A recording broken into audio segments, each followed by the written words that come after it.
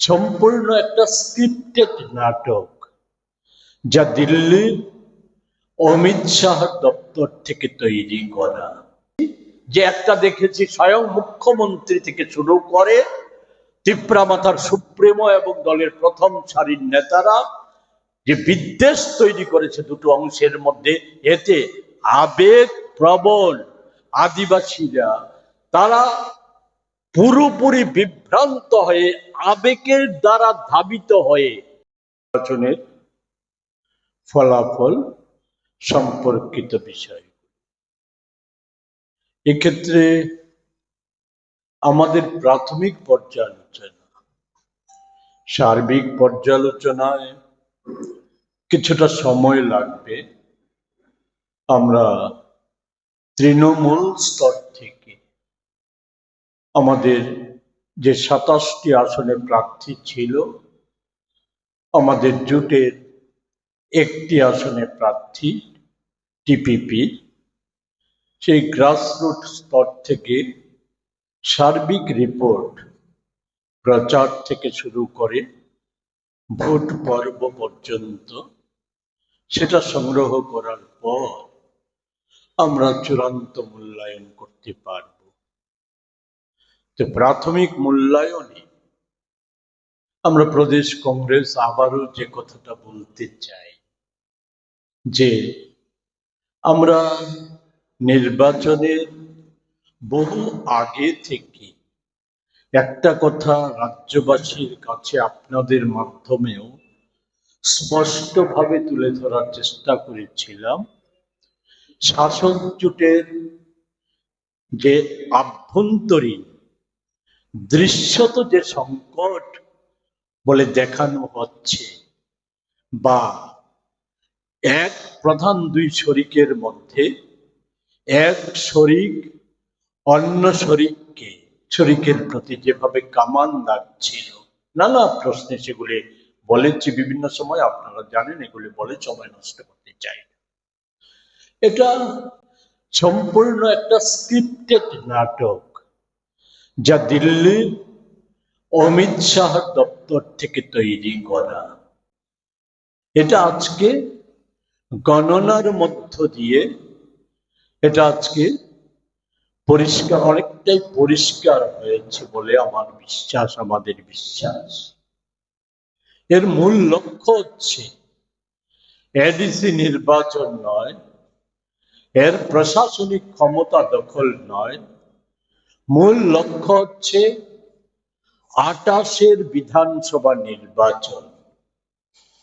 কারণ 28-এর বিধানসভা নির্বাচন রাজ্যবাসীর কাছে যেমন রাজ্যের বিজেপি বিরোধী জাতীয় গণতান্ত্রিক শক্তি দল, ধর্মনিরপেক্ষ সকল শক্তির কাছে যেমন অত্যন্ত গুরুত্বপূর্ণ, ত্রিপুরার ভবিষ্যতের প্রশ্ন, বর্তমান এবং আগামী প্রজন্মের প্রশ্নের যেমন গুরুত্বপূর্ণ, তেমনি গুরুত্বপূর্ণ হচ্ছে বিজেপি নেতৃত্বাধীন এনডিএর কাছেও।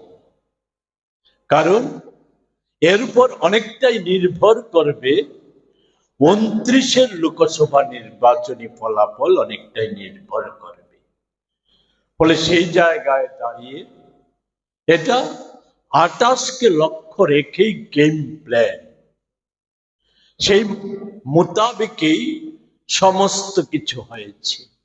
তো সেই জায়গায় প্রশ্ন হতে পারে যে কংগ্রেস আমাদের এই ফলাফলটার পেছনে কারণটা, আমরা খুব বিশদে, আমি তো বলেছি আগেই যাব না, শুধু বলবো আমরা নির্বাচনী প্রক্রিয়া শুরু হওয়ার সময়, আমাদের প্রার্থী ঘোষণার সময়, বা আমাদের ত্রিদলীয় জোটের যে নির্বাচনী ইস্তাহারই বলুন, বা আমাদের সংকল্পপত্র, এমনকি আমাদের নিজেদের ইস্তাহার প্রকাশের সময়, সব সময়ই আমরা যেটা বলার চেষ্টা করেছি, আমাদের বর্তমান যা শক্তি, সেই শক্তি মোতাবেক আমরা খুব একটা ভালো ফলাফল করতে সক্ষম হব সেই আশা আমরা পোষণ করি নাই। এর পেছনে শুধু সংক্ষেপে স্মরণ করিয়ে দিতে চাই যে আপনারা সকলেই জানেন যে দীর্ঘদিন কংগ্রেস শুরু করলো এবং তথাকথিত আদিবাসী দরদি মথা তিপ্রা মথা তাদের প্রতারণা, তাদের চালাকি সমূহ এবং তাদেরকে এক কথায় বলা যায় যে আদিবাসী জনগোষ্ঠীর তরুণ যুব সম্প্রদায় সহ সকলকে বিভ্রান্ত করে রাখার নানা প্রচেষ্টা, এগুলি যখন একের পর এক খোলাসা হয়ে যাচ্ছিল সেই সময় আমরা লক্ষ্য করেছি নতুন ষড়যন্ত্র, যেটা ওই 23-এর নির্বাচনে প্রত্যক্ষ করা গেছে। 42 আসনে কন্টেস্ট, পরবর্তী সময়ে সরকারের শরিক হয়ে পড়া, এরপর নানা ঘটনা, ত্রিপাক্ষিক চুক্তি, হেন তেন, লাস্ট ফাইট, এগুলি সবকিছু জানেন আপনারা।